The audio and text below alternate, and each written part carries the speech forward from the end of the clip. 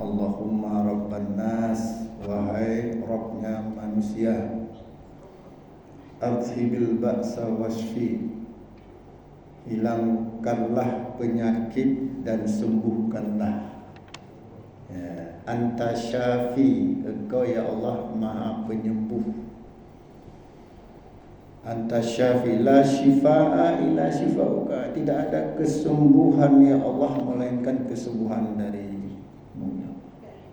Syifaan la yughadiru saqama, kesembuhan yang tidak berbekas sedikit pun. Baru minum obat, tinggal kita minum obat, akhirnya bukan sembuh, mati gara-gara banyak minum obat. Kita lupa bahwasanya Allah itu maha penyembuh.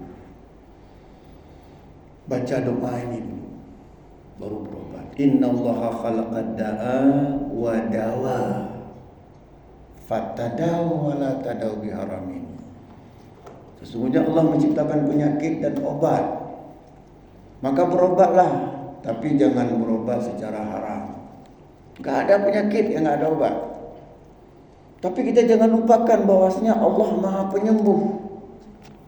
Ada gak penyakit yang gak ada obatnya? Kecuali azab. Penyakit berupa azab itu gak ada obatnya sebelum kita bertobat. Contohnya apa? Penyakit apa? Apa penyakit yang sampai sekarang gak ada obatnya? Kenapa gak ada obatnya? Padahal Nabi tadi mengatakan innallaha khalaqad da'a wa dawa. Sesungguhnya Allah menciptakan penyakit dan obat. Innallaha khalaqad da'a wa dawa. Sesungguhnya Allah menciptakan penyakit dan obat. Tapi kenapa ada penyakit yang tidak ada obatnya? Kenapa? Sampai sekarang belum ada obatnya. Karena itu azab. Contohnya penyakit apa? Hai. Itu gak akan ada. Kalau kita tidak bertobat dari LGBT, gak akan Allah kasih obatnya. Bahkan Nabi mengatakan apa? Man wajadtum, idza wajadtum man amila qauman lut, idza wajadtum man amila qauman lut. Apa artinya? Jika kalian memergoki, mendapati orang melakukan perbuatan kaum Nabi Lut, faqtulul fa'ila wal maf'ula bihi, maka bunuhlah pelaku dan yang mau diperlakukan. Jadi selagi tidak bertobat dari LGBT itu, hari itu gak akan ada obatnya, karena itu azab. Ya. Jadi Allah maha penyembuh. Ini berobat kemana-mana, habis uang ratusan juta, nggak sembuh, dia lupa Allah maha penyembuh. Kenapa orang dengan air putih saja sembuh? Kenapa? Karena dia tahu Allah maha penyembuh. Ya, nah, inilah semoga kita doakan Ustaz Muslim nggak segera sembuh. So, hari ini memang sedikit saya lihat yang hadir, nggak apa-apa. Yang penting pengajian jalan. Pengajian nggak boleh mati. Kalau mati pengajian selesai, kan? Jalan. Baiklah, pada malam ini sudah sampai ke bab yang baru. Kita minum dulu. Saya ada sedikit ini. Mana adik? Tadi apa kata yang nombok? Masya Allah.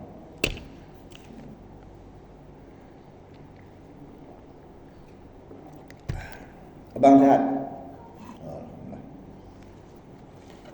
Ini teman akrab saya dulu. Ya, ada adik tapi waktu masa bunuh ya, almarhum ya, bunuh udah berangkat. Jadi hamba Allah sekarang masuk pada bab 22, babun nasihah, bab nasihat. Jadi ini kitab Mukhtasar Riyadhus Shalihin, ringkasan kitab Riyadhus Shalihin Imam An-Nawawi. Qala ta'ala, Allah berfirman, innamal mu'minuna ikhwatun.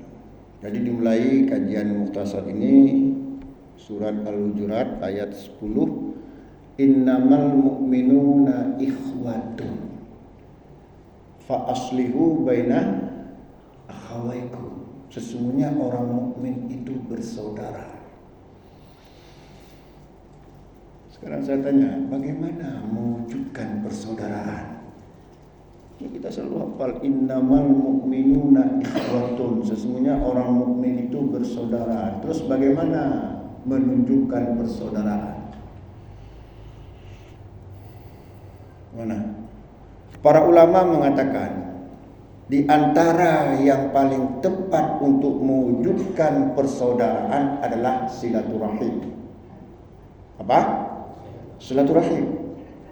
Makanya Nabi sangat tegas mengatakan, ya, la yadkhulul jannah, tidak akan masuk surga, maksudnya tidak langsung masuk surga, bukan tidak masuk surga sama sekali.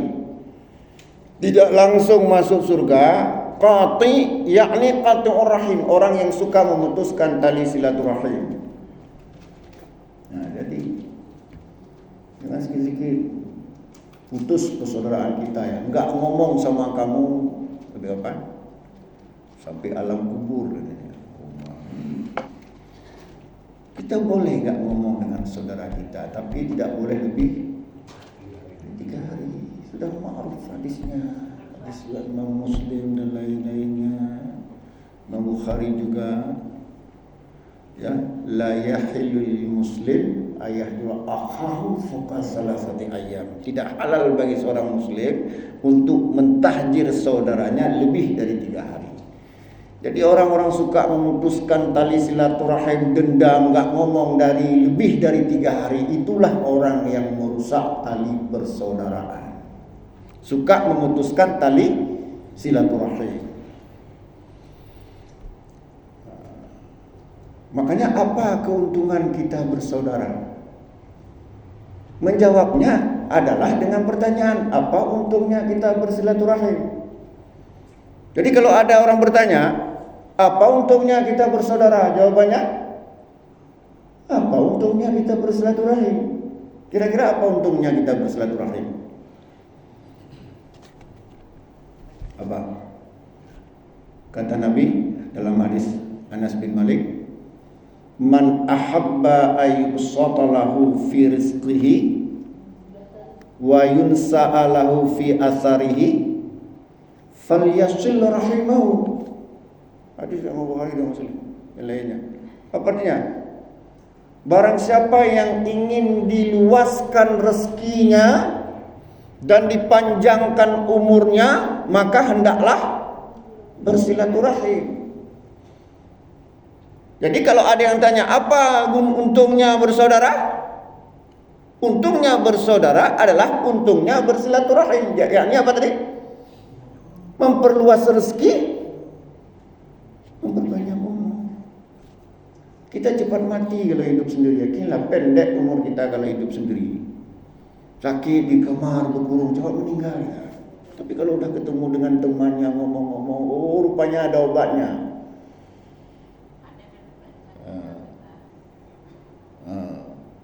Dengan bertemu ternyata ada obatnya. Jadi kalau kita berkurung sendiri, ya, sakit berkurung sendiri, nggak keluar-keluar, ternyata dengan silaturahim memperpanjang umur dan memperluas rezeki. Dengan bersaudara memperluas rezeki. Coba kita kelaparan, coba kita pergi bersilaturahim, tertangani nggak itu yang namanya kelaparan? Coba datang waktu makan, selesaikan masalah. Silaturahim. Tapi ada yang tanya sama saya, Ustaz, bukankah umur itu nggak bisa ditambah, dikurang? Kan gitu kan? Umur itu bisa ditambah atau tidak? Bisa dikurang, ditambah atau tidak? Nah, gimana? Nah, ini udah pernah saya jelaskan di sini. Ini ulang-ulang kaji aja. Pertanyaannya, umur itu bisa ditambah atau tidak? Tidak. Bisa apa tidak? Kalau itu nggak usah berobat lah. Orang berobat untuk panjang umur. Gimana? Usaha itu kan memperpanjang, usaha memperpanjang umur. Di antaranya dengan bersilaturahim, usaha memperpanjang umur. Tapi bagaimana dengan firman Allah? Fa idza jaa ajaluhum la yastakhiruna sa'atan wa la yastaqdimun. Jika telah datang ajal, maka tidak bisa diakhirkan, tidak bisa dipercepat sedikit pun. Bagaimana ini? Apakah bertentangan ayat dengan hadis? Gimana menjawabnya? Atau misalnya hadis tentang proses penciptaan manusia, ini juga sudah pernah saya sampaikan. Kan kata Nabi apa? Inna ahadakum tujma'u fi batni ummihi arba'ina yawman nutfah. Sesungguhnya kalian dikumpulkan dalam perut ibu kalian itu selama 40 hari dalam bentuk nutfah. Kemudian 40 hari dalam bentuk alaqah. 40 hari lagi dalam bentuk mudghah. 40 kali 3 berapa? Berapa bulan? 4 bulan. Baru kemudian fayussalu alaihi al-malak. Kemudian diutus malaikat. Fayunfahu fihi ruh. Ditiupkan ruh. Fayu'maru bi arba'i kalimat. Kemudian ditetapkan 4 takdir. Apa aja? Rezekinya, bikatbi rizqihi, ditetapkan rezekinya, wa ajalihi, ajalnya, terus wa amalihi, amalnya, sa'idun aw syaqiyun, bahagia atau sengsara bagi dunia maupun akhirat. Berarti kan sudah ditentukan. Bagaimana rezeki kita sudah ditentukan, bagaimana ajal kita, di mana mati, kenapa mati, di mana mati, berapa umur sudah ditentukan. Di Lauh Mahfuz sana sudah dicatat. Kemudian bagaimana amal kita, tukang mancing, penjudi, agen sabu-sabu, ustaz, itu sudah ditentukan. Bahagia, sengsara sudah ditentukan. Terus gimana kita? Pasrah saja? Sudah ditentukan, sementara tadi dengan silaturahmi ternyata bisa merubah rezeki, bisa memperpanjang umur. Bagaimana sebenarnya ini? Nah, bingung nggak? Nggak perlu bingung, kan sudah saya jelaskan. Ayat tadi yang menjelaskan bahwa Fa'idha likulli ummah ajal, setiap umat itu ada ajal. Fa'idha jaa ajaluhum la yastakhiruna sa'atan wa la yastaqdimun. Ini namanya takdir kauniyah. Hadis tadi juga ketika ditiup ruh, ketika sudah berumur 4 bulan ditetapkan 4 hal, itu takdir kauniyah. Takdir kauniyah itu kita nggak tahu, itu rahasia Allah. Allah nggak bongkar, nggak ada bocoran. Kalau dibocorkan kita udah nggak bergairah lagi hidup ini. Coba kalau dibocorkan, Herman Syah Adnan, umur kamu 56 tahun, saya sekarang 55, 1 tahun lagi ngaji, nggak perlu ngaji lagi, nggak mau saya ngaji lagi, apa ibadah saja. Kenapa? 1 tahun lagi. Itu kalau Allah kasih bocor, tapi enggak, Allah enggak kasih tahu. Wa indahu mafatihul ghaib la ya'lamu illa huwa. Hanya di sisi Allah lah kunci-kunci ghaib, tidak ada yang mengetahuinya kecuali Dia. Jadi takdir kauniyah itu di sisi Allah, hal yang ghaib. Cuman kita hanya meyakini saja. Bagaimana cara kita meyakininya? Kita salat masuk surga, itu takdir kauniyah. Enggak salat masuk neraka, takdir kauniyah. Tapi masalah salat dan tidak salat kan kita bisa memilih. Bisa nggak kita memilih? Bisa. Makanya kata Umar bin Khattab, kita harus pindah dari satu takdir ke takdir yang lain. Ketika ada seorang nggak mau dia mengikat kendaraannya, apa dia bilang? Kok apa saya ikat ya Umar? Kalau Allah takdirkan hilang, hilang. Kalau Allah takdirkan nggak hilang, kamu ikat juga takdir Allah. Gak berobat, mati. Berobat, nggak jadi mati. Kedua-duanya takdir Allah, kauniyah, tapi kita nggak tahu. Yang berlaku bagi kita adalah takdir syar'iyah. Apa? Takdir syar'iyah. Apa itu takdir syar'iyah? Allah telah meletakkan syariatnya bahwa kita harus salat, nggak boleh mencuri.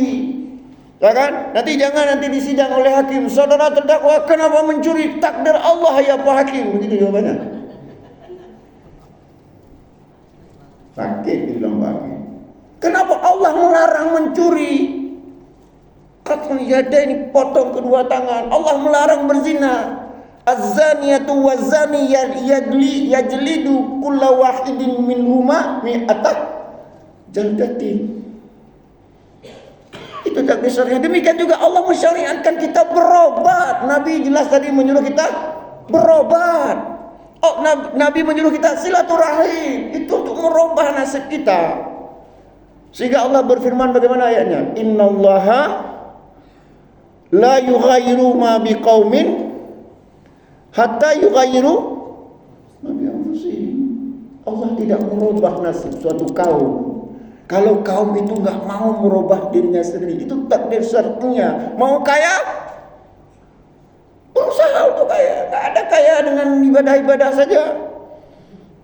Mau kaya mengandalkan doa.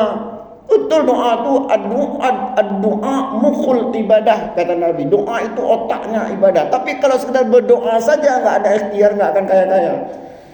Ya Allah, berilah hambamu rezeki yang melimpah ruah. Ayo kita dagang yuk. Nggak mau. Suruh dagang, nggak mau. Usaha nggak mau. Hanya mengandalkan doa sampai mati miskin. Itu takdir syar'iyah. Nah ini, jadi nggak bertentangan, cuma berbeda dimensi. Paham ya? Berbeda dimensi. Satu takdir kauniyah, satu lagi takdir syar'iyah. Nah, jadi kalau ada yang bertanya, apa untungnya persaudaraan? Jawabannya, apa untungnya silaturahim? Kemudian masalahnya, apa itu silaturahim? Apakah silaturahim hanya kita mau makan di tempat teman kita? Itu bukan silaturahim, lama-lama diusir kita. Nyo katok, tebu katok kena banyak gitu. Itu bukan silaturahim yang terjadi. Burik nanti apa? Bahasanya burik, apa burik ya? Kancil ya. Katok tebu waktu sampai waktu makan sudah datang bertamu. Diusir enggak enak. Kalau begitu apa yang kita lakukan dalam silaturahim? Kata Nabi, ya, mangkana fi hajati akhi kana Allahu fi hajatihi. Nah itu yang kita lakukan dalam silaturahim. Apa artinya itu?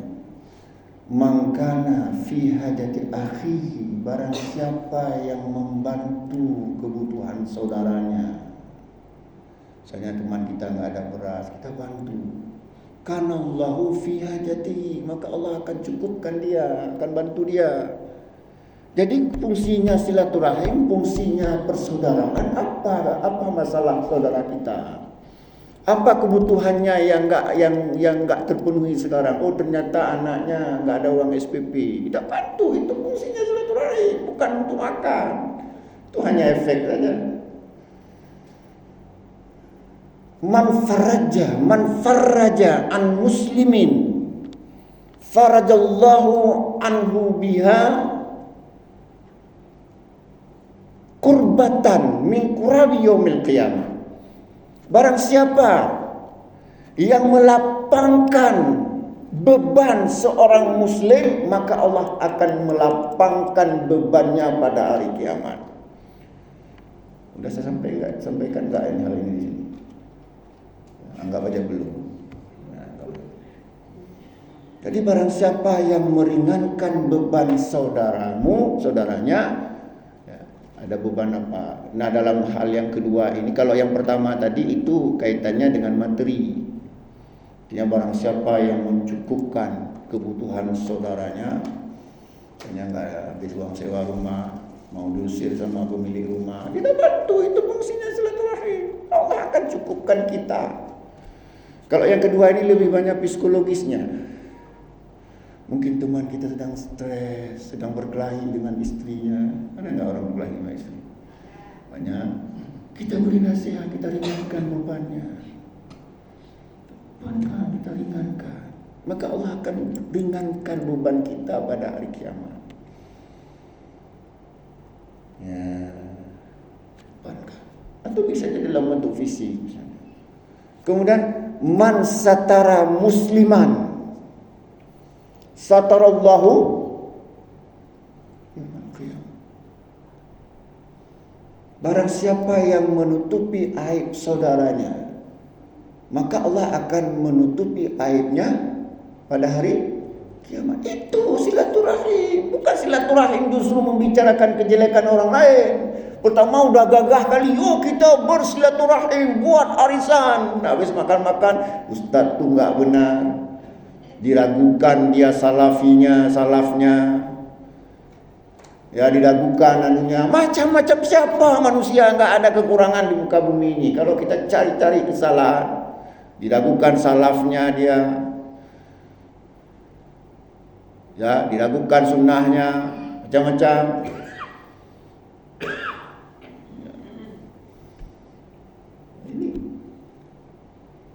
Saya terus terang, saya orang Muhammadiyah, bukan Salafi. Ya, saya orang Muhammadiyah. Saya salah seorang pimpinan wilayah Muhammadiyah Aceh. Ada orang tak mau ngaji, kalau ada saya ngisi dia pulang, saya tahu. Karena saya bukan Salafi, dia nggak apa-apa, siapa yang mau dengar aja. Nah, apa? Yang penting kan apa yang kita sampaikan. Pernahkah saya mengarang di sini? Yang saya sampaikan hadis, yang saya sampaikan ayat, saya sampaikan pendapat para ulama, yang saya sampaikan kitab. Gak ada dari pikiran saya.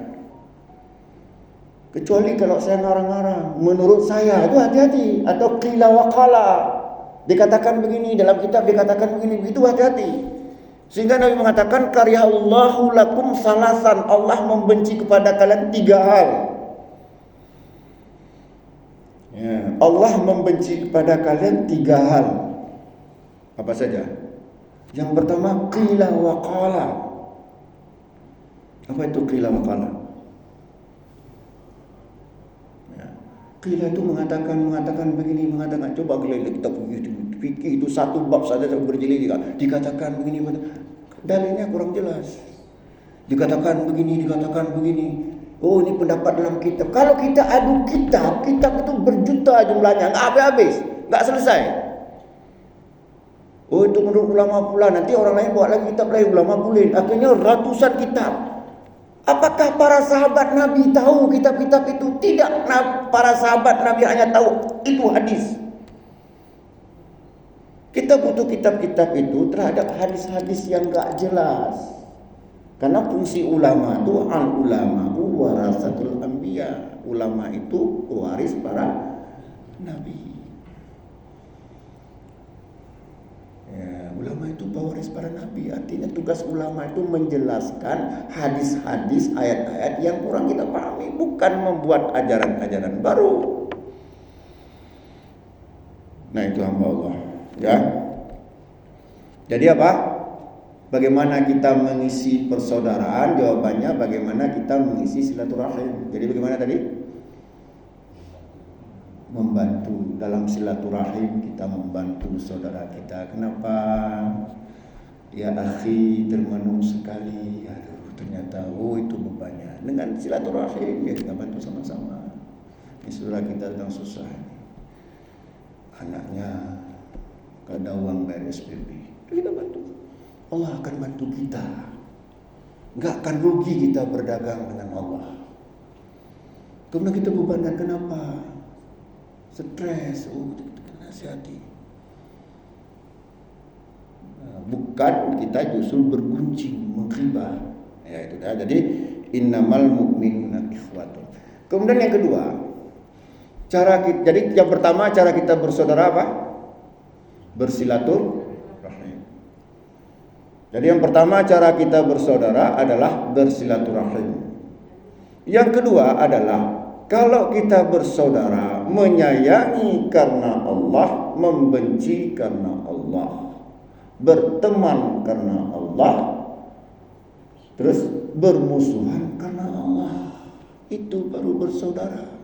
Apa dalilnya? Hadisnya jelas. Awsaqul oral iman, kata Rasulullah.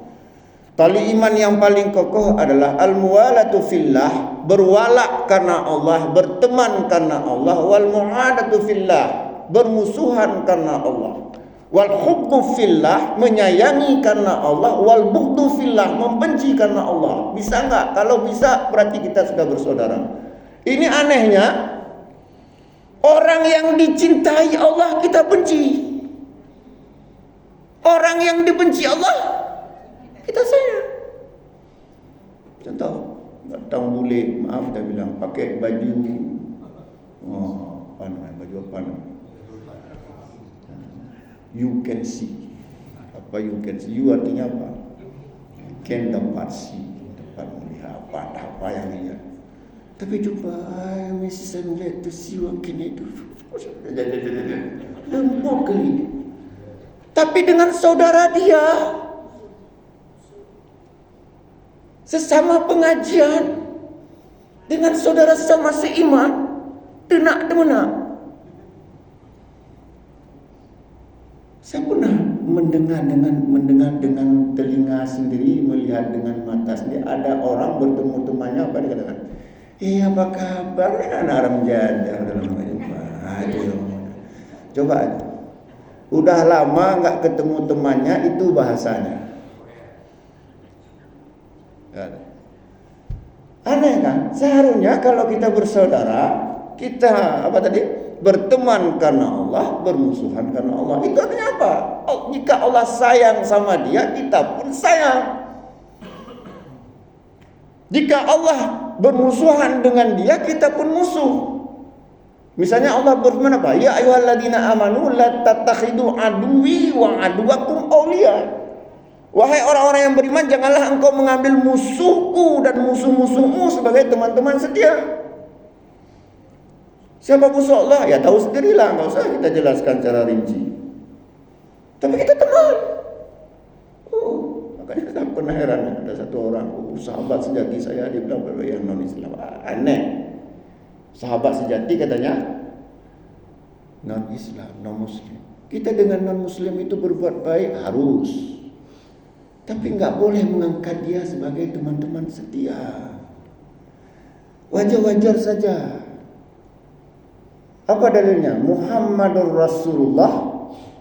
Terus walladzina ma'ahu asyiddau 'alal kufar ruhama bainahum. Muhammad itu Rasulullah dan orang-orang yang bersamanya tegas terhadap orang kafir, berkasih sayang dengan sesamanya. Tegas itu hanya wajar-wajar saja, bukan berdenak-denak atau bentak-bentak, itu juga enggak bagus. Wajar-wajar saja. Urusan bisnis silakan, dagang dengan orang kafir silakan,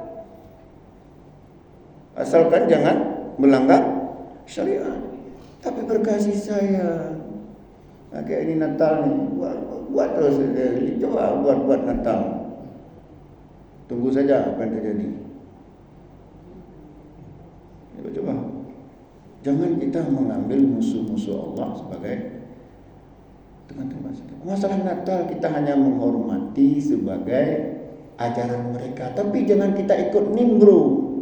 Sekedar toleransi antar beragama silakan, tapi jangan ikut-ikutan. Kapan terjadinya tsunami?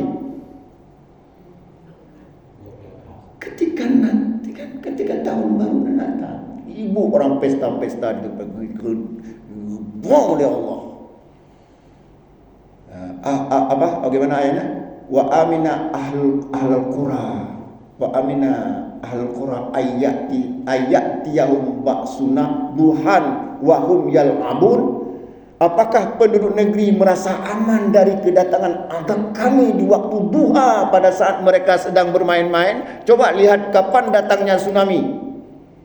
Waktu duha, pada saat orang sedang bermain-main, berpesta pora, bermabuk-mabukan di tepi pantai. Mau menantang Allah ya, baik-baik lah. Makanya saya salut sekali, saya pernah ada lihat ada spanduk besar di Lampung dituliskan, kami warga melarang menolak setiap perayaan Natal, ditulis di sana. Dicoba, mungkin masih dipasang sekarang. Itu bagus. Oh, masalah mereka orang Kristen membuat sendiri itu urusan mereka. Lakum dinukum. Tapi jangan kita ikut-ikutan. Toleransi bukan di situ letaknya. Toleransi itu ini akidah bab wala dan bara. Bab apa? Wala dan bara. Toleransi silakan, karena negara kita memang negara yang seperti ini, negara Pancasila. Silakan saja, kita bukan ingin bertentangan dengan pemerintah, tidak. Tapi kita ingin menjelaskan begini ajaran kita, ajaran agama kita, ya kan? Itulah hamba Allah.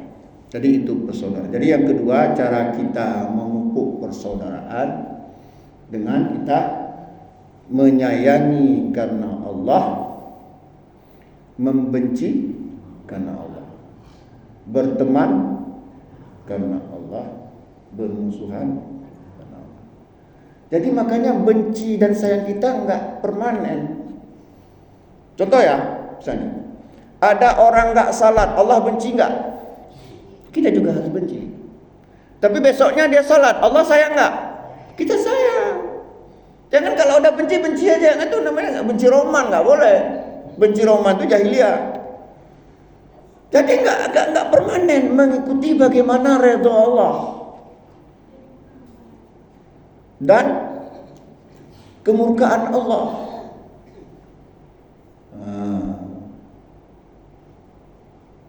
Itu baru kita namanya bersaudara.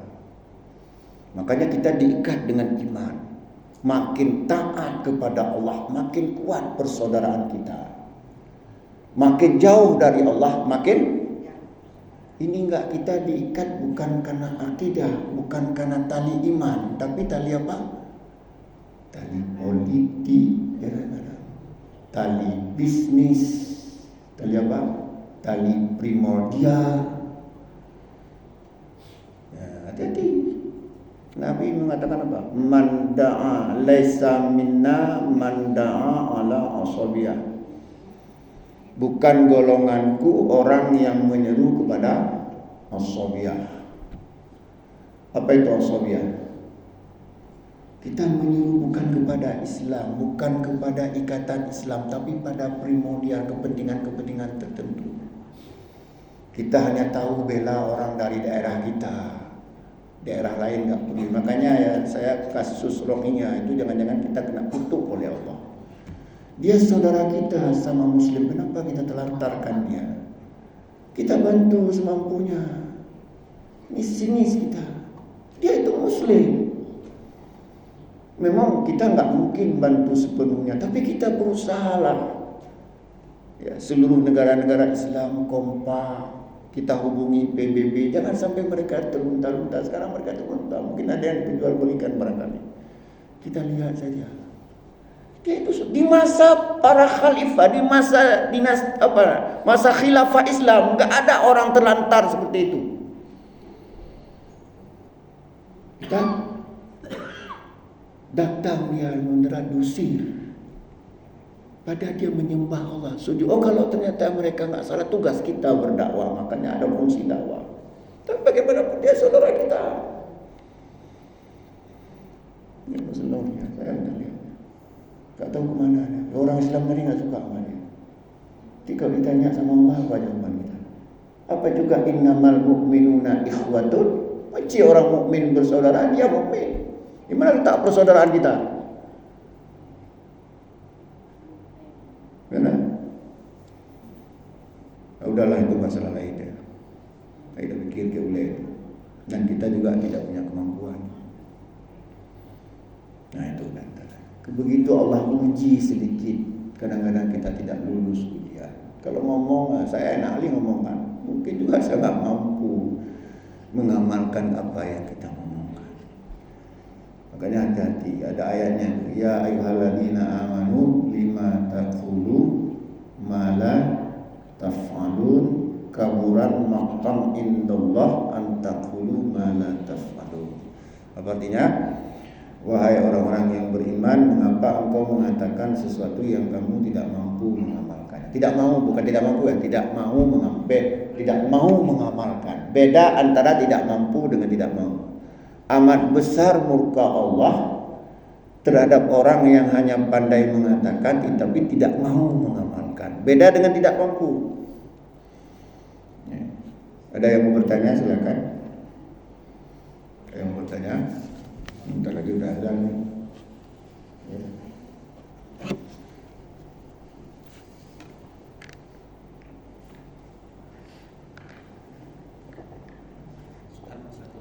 Iya boleh. Kita tahu bahwa dia dalam anggota tipik. Iya. Terus kan pokoknya apa namanya listrik. Dan kita coba membantu. Tapi dia bilang kepada kita nanti sesudah kira sebulan kemudian nanti saya akan bayar. Iya. Iya. Tapi dia nggak sanggup bayar. bagaimana Pak? Dia nggak sanggup bayar akhirnya, gitu kan? Ini yang pertama dia menceritakan logika supir. Kenapa? Karena listrik itu menjadi potong. Kita berupaya bukan uang kita juga, kita mencari uang lain. Kita untuk saat itu supaya listrik itu tersambung kembali, hidup kembali. Nanti begitu dia bilang nanti kalau sudah mungkin sebulan kemudian saya usahakan untuk membayarnya. Tapi sesudah 5 bulan kita cari kemana saya bukan kita. Tapi kemudian dia meminta pinjam lagi karena sudah peristiwa itu yang sudah 6 bulan kita nggak kasih, itu bagaimana? Iya.